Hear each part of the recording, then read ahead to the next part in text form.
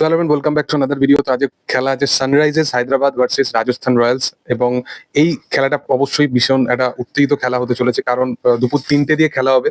তো আমি তো প্রচুরভাবে এক্সাইটেড আছি, তোমরা জানাতে পারো তোমরা কতটা এক্সাইটেড আছো কমেন্ট সেকশনে।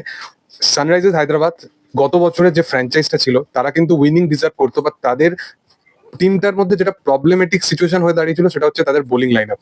মানে তাদের টিমটা যেভাবে স্টার্টিং দিচ্ছিল এবং প্রথমের ওই যে টপ অর্ডারটা ছিল, যেভাবে তারা স্টার্ট দিচ্ছিল, বিশেষ করে অভিষেক শর্মা, তারা যেভাবে স্টার্টিংটা দিচ্ছিল না, তারা তাদের মধ্যে যে পোটেনশিয়ালটা ছিল সেটা কোথাও কোথাও গিয়ে 280 এরকম সামথিং রান করে দিয়েছে, 250+ রান করে দিয়েছে। এবং সেই জিনিসটাকে তারা এবারে কিরম ভাবে কনভার্ট করতে পারে, কারণ এই বছরে কিন্তু তাদের কিন্তু বোলিং লাইন আপও ভালো, এবং হায়দ্রাবাদ টিমটা কিন্তু লিটারালি একটা ভালো টিম হয়েছে। দেখার যে আজ প্লেইং ইলেভেনে কি হয়। আমার মতে কে আজ প্লেইং ইলেভেনে খেলা উচিত, বা কে হয়তো খেলতে পারে, আমি সেটা বলবো। অলরেডি আমি কেকেআর ভার্সেস আরসিবি ম্যাচে আমি করেছিলাম, বাট একটা জায়গায় আমি ভুল হয়ে গেছি, সেটা হচ্ছে ভুবনেশ্বর কুমার। আমি ভেবেছিলাম যে প্লেইং ইলেভেনে থাকবে, বাট ভুবনেশ্বর কুমারকে কেন খেলায়নি এটা আমি জানি না, কারণ গতকালকে ম্যাচে আমি উপস্থিত ছিলাম। ভুবনেশ্বর কুমার নিজে প্র্যাকটিস করছিল, বাট প্লেইং ইলেভেনে খেলানো হলো না। না হলে আরসিবির যে রানটা গেছে মূলত 167 মতো কেকেআর যে রানটা বানিয়েছিল, সেই রানটাও একটুখানি চাপে পড়তো, মানে মিডিল ওভারে যদি ভুবনেশ্বর আসতো বা লাস্ট ওভারে যদি আসতো। বাট হেজেলউড মানে অনেক বড় বড় বোলার, তো ঠিক আছে হেজেলউড সামলে নিয়েছে, বাট এটা বেশি দিন চলবে না আরসিবির ক্ষেত্রে। তো যাই হোক, হায়দ্রাবাদের যদি প্লেইং ইলেভেন নিয়ে কথা বলি, তো অবশ্যই অভিষেক শর্মা এবং ট্রাভিস হেড, যে গত বছরে যেটা তারা কন্টিনিউ করেছিল, যারা প্লে ওভারে 6 ওভারের ওই রেডিয়েশনের মধ্যে তারা কিন্তু মোটামুটি 80 রান থেকে 90 রান বা হয়তো সেঞ্চুরিও মেরে দিতে পারে, মানে এরা এরকম কাইন্ড অফ স্টার্টিং করতে চলেছে। কারণ অভিষেক শর্মা, ট্রাভিস হেড এরা নর্মাল খেলতেই পারেন, এরা হিট করেই খেলবে। এবং গত বছরে তারা এই স্টার্টিংটাই টিমকে দিয়েছিল, টিম যখন এই স্টার্টিংটা পেয়েছে ভালো পারফর্ম করেছে। এবং যদি তোমরা সানরাইজ হায়দ্রাবাদের যদি রেশিওটা দেখো গত বছরে, সেখানে কিন্তু তাদের বোলিং লাইন আপ এতটাই খারাপ ছিল, তারা কিন্তু 250 রান করেও সেখানে কিন্তু 200 রান খেয়ে মানে 30 রানে ম্যাচ জিতছে, এরকম সামথিং কিন্তু ব্যাপার হয়েছে। তো নেক্সট টু ইম্পসিবল চেজিং এর রান তারা সেট করে দিচ্ছিল, সেখানে অভিষেক শর্মা, ট্রাভিস হেড এরা কিন্তু কন্টিনিউ করবে। এরপরে এই টিমেতে ঈশান কিষান এসে গেছে। এবার ঈশান কিষান মুম্বাই ইন্ডিয়ান্সে ছিল, মুম্বাই ইন্ডিয়ান্সে সে ওপেনার হিসেবে আমরা তাকে দেখে এসেছি, মোটামুটি একটা স্টার্টিং পেতো। বাট এখানে সে ফার্স্ট রাউন্ডে যেহেতু নামবে, তো আমার মনে হয় তার উপর টিম একটা আলাদা রকম ভরসা দেখাবে, কারণ ফার্স্ট রাউন্ডের যে ব্যাপারটা, সেখানে তাকে একটু সিনিয়র ম্যানেজমেন্ট, যেরকম সিনিয়র প্লেয়াররা খেলে সেরকম তাকে একটু ভরসা দেখাতে হবে। এবং কোথাও গিয়ে ধরো ফার্স্ট উইকেট পড়ে গেল খুব তাড়াতাড়ি, সেখানে কিন্তু ঈশান কিষানকে ম্যাচুরিটি দেখাতে হবে, তবে কিন্তু হায়দ্রাবাদের টিমটা একটা স্ট্যান্ডার্ড জায়গায় মেনটেন করবে। এরপর নীতিশ রেড্ডি আছে, অসম্ভব ভালো প্লেয়ার নীতিশ রেড্ডি, এবং ঈশান কিষানের উপর কিন্তু অনেক ম্যাচ কিন্তু ডিপেন্ড করে থাকবে। পিছনে রিজনটা হচ্ছে ট্রাভিস হেড বা অভিষেক শর্মা, এরা যতক্ষণ থাকবে রান এগোতে থাকবে, রানের গতিবেগ এগোতে থাকবে, বাট এরা কিন্তু খুব তাড়াতাড়ি অনেক সিচুয়েশন এরকম আসবে যখন কিন্তু আউটও হয়ে যেতে পারে। তো সেই কারণে ঈশান কিষান, নীতিশ রেড্ডি, এবং তারপরে হেনরি ক্লাসিং এবং অভিনব মনোহর। হেনরি ক্লাসিং এর নাম এই জন্য নিচ্ছি, হেনরি ক্লাসিন 5 নম্বরে আসবে, এবং 5 নম্বরে এসে সে কিন্তু বড় বড় হিটও লাগাতে পারবে। আফটার 15th ওভার যদি হেনরি ক্লাসিন আসে, সে কিন্তু ফাটিয়ে রেখে দেয়, মানে সে একজন বিশাল বড় প্লেয়ার। এবং এরপরে অভিনব মনোহর আছে, এবং এরপরে সচিন বেবি বা অনিকেত ভার্মা, এদের দুজনের মধ্যে কিন্তু কেউ একজন ইম্প্যাক্ট প্লেয়ার হিসেবে থাকতে পারে।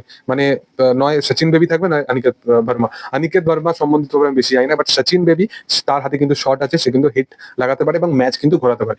এরপর কিন্তু প্যাট কামিন্স নিজে আসবে, প্যাট কামিন্স কিন্তু ব্যাটিং পারে, এবং একদম টিল দি এন্ড যতক্ষণ প্যাট কামিন্স থাকবে, তখন কিন্তু ওই লাস্ট 4 ওভারে যদি প্যাট কামিন্স নিজেও নামে, সে কিন্তু ভালো ব্যাটিং করতে পারে, এবং সে ম্যাচ ঘুরিয়ে দিতে পারে, বড় বড় হিটস এবং বড় বড় সিক্স কিন্তু সে মারতে পারে। এরপরে হর্ষল প্যাটেল, যে মোটামুটি ব্যাটিং একটা পারে, এবং সেখানে টিম যদি কোনো সময় প্রবলেমে পড়লো, যদি একটা 20 বলে 30 রান এরকম সামথিং একটা সিচুয়েশনে পড়লো, হর্ষল প্যাটেল কিন্তু এ করবে। তো টিমের কিন্তু একটা ডিপ লেভেলে কিন্তু একটা মানে ব্যাটিং লাইন অবশ্যই আছে। এর সাথে সাথে অ্যাডাম জাম্পা এবং মোহাম্মদ শামি এই বছরে তারা নিয়েছে, এবং সে একটা ভালো বোলার। অবশ্যই মোহাম্মদ শামি এবং প্যাট কামিন্স যেভাবে স্টার্টিং দেবে, এবং হর্ষল প্যাটেল মিডিল ওভারে এসে যেভাবে করবে, তো এই বছর হায়দ্রাবাদের বোলিং লাইন আপ কিন্তু ব্যাপক, এবং মিডিলে জ্যাম্পা অবশ্যই আছে। তো জ্যাম্পা এখানে অবশ্যই সামলে নেবে স্পিন অ্যাটাকের রয়েছে। তো এই বছরে হায়দ্রাবাদের প্লেইং ইলেভেন কিন্তু ব্যাপক। এই টিম কিন্তু মোটামুটি টসে জিতুক বা হারুক, এই টিম মোটামুটি যদি ফার্স্ট ব্যাটিং করে, এরা কিন্তু মোটামুটি 220+ এর উপর রান চেষ্টা করবে, এবং যদি এরা সেকেন্ড ব্যাট করে, এরা কিন্তু চেজিং করবে। এবং চেজিং এর মধ্যে এদের কিন্তু শুরুর দিকে যে দুটো উইকেট আছে, ট্রাভিস হেড এবং এর সাথে সাথে অভিষেক শর্মা, এদের দুজনকে কিন্তু প্রথম 6 ওভারের মধ্যেই কিন্তু পিক করে নিতে হবে রাজস্থান রয়্যালসকে, না হলে কিন্তু রাজস্থানের। এবার অন্যদিকে যদি কথা বলি রাজস্থান রয়্যালস নিয়ে, তো রাজস্থান রয়্যালস এর যেটা প্লেইং ইলেভেন হতে চলেছে, এদের টিমও কিন্তু দুর্দান্ত একটা প্লেইং ইলেভেন হতে চলেছে, কারণ এদের টিম কিন্তু কড়া টক্কর দেবে। এদের টিম চেজিং এ অবশ্যই দেখে নেবে, চেজিং এরা যদি করে, তো প্রবাবলি এরা জিতে যেতে পারে, যেখানে শামি অবশ্যই আছে, হার্ষাল প্যাটেল মিডল ওভারে আছে, তো সেখানে উইকেট টেকার বলার কিন্তু হায়দ্রাবাদের কাছে প্রচুর থাকলেও কিন্তু এদের কিন্তু গেম চেঞ্জার প্লেয়ার অনেক আছে। এখানে ইয়াশস্বী জয়সওয়াল এবং সঞ্জু স্যামসন এরা দুজন কিন্তু ওপেন করবে এবং নীতিশ রানাকে এখানে ফার্স্ট রাউন্ডে নামানো হবে। নীতিশ রানার ওপর ওই যে সিনিয়র ম্যানেজমেন্টের ওই দায়িত্বটা সেটা কিন্তু দেওয়া হবে এবং নীতিশ রানা এইরকম সিচুয়েশনে কিন্তু কেকেআরকেও অনেকবার কিন্তু বের করেছে। তো সেই কারণবশত জয়সওয়াল এবং স্যামসনের মধ্যে কেউ একজন একটুখানি ম্যাচিউরিটির সাথে মানে ক্রিকেট তাদের খেলতে হবে, যেটা স্যামসনের উপর আমি ভরসা করছি, কারণ ইয়াশস্বী এখানে পুরোপুরি ট্রাই করবে। ফার্স্ট রাউন্ডে যে প্লে ওভারটা হবে সেখানে কিন্তু সে কিন্তু প্রচন্ড অ্যাটাকিং খেলবে এবং এরাও কিন্তু চেষ্টা করবে 6 ওভারে মোটামুটি 70+ রান কিন্তু স্কোর বোর্ডে আনার। এবং এরা যদি ফার্স্টে ব্যাট করে এরা মোটামুটি এদেরকে 220+ বা 200+ অন্তত সেদের স্কোর করতে হবে, না হলে কিন্তু এদের একটুখানি প্রবলেমে পড়তে হবে। বাট এদেরও কিন্তু বোলিং লাইন আপ ব্যাপক আছে।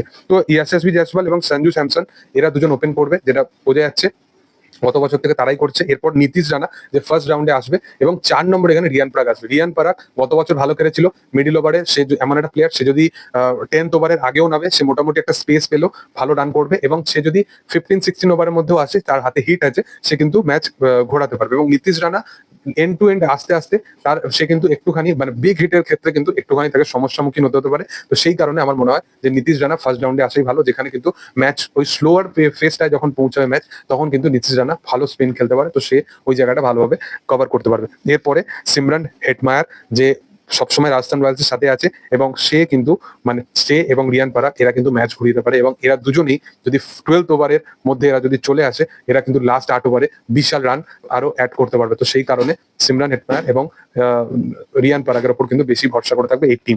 এরপরে ধ্রুব জুয়েল ইটসেলফ খুব ভালো প্লেয়ার এবং উইকেট কিপিংও সেই করবে, তো ধ্রুব জুয়েলকে আমরা দেখতে পাবো নাম্বার 6-এ এবং ধ্রুব জুয়েল ব্যাটারও খুব ভালো এবং সে এসে ওই ফিনিশিং মুভটা কিন্তু সে দিতে পারে এবং সম্ভবত পরাগ বা হেটমায়ার এদেরকে কিন্তু আউট করাও খুব মুশকিল হবে। এরা কিন্তু বাজে শট সচরাচর খেলে না, তো এরা এদের মধ্যে লাস্ট অব্দি কেউ টেকার মোটামুটি চেষ্টা করবে এবং মোটামুটি যদি এই টিমকে 180 বা 190 এর মধ্যে যদি তারা হায়দ্রাবাদকে আটকে দিতে পারে, তাহলে এই টিমটা কিন্তু ওয়ান সাইডেড জিতেও যেতে পারে যদি এদের উইকেট পরপর যদি না ফেলে। বাট হায়দ্রাবাদের কিন্তু একটা সুবিধা, যেটাই হায়দ্রাবাদের কিন্তু ভালো উইকেট টেকিং অ্যাবিলিটি আছে। এবার এরপরে যদি কথা বলা হয় তাহলে শুভম দুবে ভালো প্লেয়ার। শুভম দুবে মানে অলরেডি সে একটা এস্টাবলিশমেন্ট ফ্র্যাঞ্চাইজ থেকে সে আসছে, তো অবশ্যই এক্সপেকটেশন রাখবো যে শুভম দুবে ভালো কিছু করবে। তো ফাইনালি শুভম দুবে এই টিমে হয়তো থাকতে চলেছে। এর সাথে সাথে ওয়ানেন্দু হাসরাঙ্গা, যাকে মানে স্পিন হিসাবে ইউজ করতে পারে, কারণ হাসরাঙ্গা উইকেট টেকারও বলতে পারো এবং হাসরাঙ্গা মিডিল ওভারে কিন্তু প্রচন্ড 2-1 ছয় খেয়ে গেলেও কিন্তু সে কিন্তু উইকেট টেকিং অ্যাবিলিটি তার মধ্যে আছে এবং 4 ওভারে মোটামুটি বল করলে সে 2 থেকে 3টে উইকেট কিন্তু নিতে পারে, সেই কারণে হাসরাঙ্গাকে তারা নামাতে পারে। এর সাথে সাথে জোফরা আর্চার এবং সন্দীপ শর্মা এরা দুজনে এন্ড থেকে বল করবে এবং জোফরা আইপিএল এ তার যে অ্যাবিলিটি সেটা একটুখানি রেকর্ড অতটা এনে, বাট জোফরাকে খেলাও কিন্তু একটুখানি প্রবলেমেটিক হবে। বাট সন্দীপ শর্মা কিন্তু বিশাল বড় উইকেট টেকার এবং তাকে কিন্তু রাজস্থান রয়্যালস বিশালভাবে ওয়ার্ক করাবে এবং সন্দীপ শর্মা এবং জোফরা আর্চার যদি শুরুর দিকে যদি অভিষেক শর্মা এবং ট্রাভিস হেডকে নিয়ে নিতে পারে উইকেট, তাহলে কিন্তু রাজস্থানের পাল্লা কিন্তু প্রচন্ড পরিমাণে ভারী হয়ে যাবে। এবং তারপরে এখানে ফজল হক ফারুকিকে খেলাতে পারে, যে একজন ভালো প্লেয়ার এবং তাকেও কিন্তু এই টিমে জায়গা প্লেইং ইলেভেনে দেবে। ওভারঅল এই দুটো টিমই মানে খুব ফ্ল্যাট লাগছে না, মানে দুটো টিমই একদম 50-50 এবং খুব টক্করের ম্যাচ হতে চলেছে এবং last ball of the game হয়তো যেতে পারে এই দুটো টিমেরই মধ্যে। আমার মনে হচ্ছে এই বছরে এই দুটো টিমের মধ্যে যদি আমি প্রেডিকশন ওয়াইজ বলি এবং সবকিছু ডিপার্টমেন্ট ওয়াইজ বলি, হায়দ্রাবাদের টিম একটুখানি এগিয়ে আছে রাজস্থান রয়্যালসের থেকে। বাট দেখা যাক, ক্রিকেটে যা ইচ্ছা হতে পারে, ক্রিকেটের লাস্ট বল অব্দি কিছু বলা যায় না। বাট এখনো পর্যন্ত যেটা আমি অ্যানালাইজ করে দেখলাম, আমার মনে হয় যে দুটো টিম মোটামুটি যদি ওপেনিং অ্যাবিলিটি থেকে বলা যায়, সবকিছু দিক থেকে বলা যায়, সব ডিপার্টমেন্টে ঠিকঠাক আছে। বাট বোলিং লাইন আপে আমি যেখানে শামি, হার্ষাল প্যাটেল এবং প্যাট কামিন্স এই তিনজনকে দেখতে পাচ্ছি, সেখানে সন্দীপ শর্মা উইকেট টিকার হিসাবে একা এবং জোফরাকে আমি প্রথম 2-3টে ম্যাচ না দেখে আমি জাজ করতে পারবো না। তো সেই কারণে এবং ওয়ানেন্দু যেটা করবে, যেখানে ও উইকেট টেকিং অ্যাবিলিটি তো আছে, বাট 2-3টে 6 খেলে কিন্তু ম্যাচ ঘুরে যেতে পারে। সেখানে কিন্তু অ্যাডাম জাম্পা সেও কিন্তু 2টে 6। তো স্পিনিং অ্যাটাকে মোটামুটি 50-50% থাকলো, বোলিং অ্যাটাকে একটুখানি কিন্তু ফাস্ট বোলিং ইউনিটি কিন্তু হায়দ্রাবাদ এগিয়ে আছে। এবং ব্যাটিংও যদি দেখো, ব্যাটিং এ কিন্তু ওপেনিং অ্যাবিলিটিতে এরা কিন্তু 70-80 রান করতে পারলেও অভিষেক শর্মা, ট্রাভিস হেড এরা কিন্তু মানে 100 রানও তুলে দিতে পারে। তো মানে এদের বলা মুশকিল আছে, দেখার দুটো টিমের টক্কর ব্যাপক হবে। আমি বিশালভাবে এক্সাইটেড আছি এই দুটো ম্যাচ নিয়ে, মানে এই ম্যাচটা নিয়ে। তোমাদের কি বক্তব্য তোমরা অবশ্যই কমেন্ট সেকশনে জানাতে পারো, আর কোন টিমটা তোমাদের মধ্যে জিতবে সেটাও জানাতে পারো। ভিডিও ভালো লাগলে চ্যানেল নতুন থাকলে অবশ্যই চ্যানেলটাকে সাবস্ক্রাইব করে দিও এবং ভিডিওটা লাইক করে দিও, শেয়ার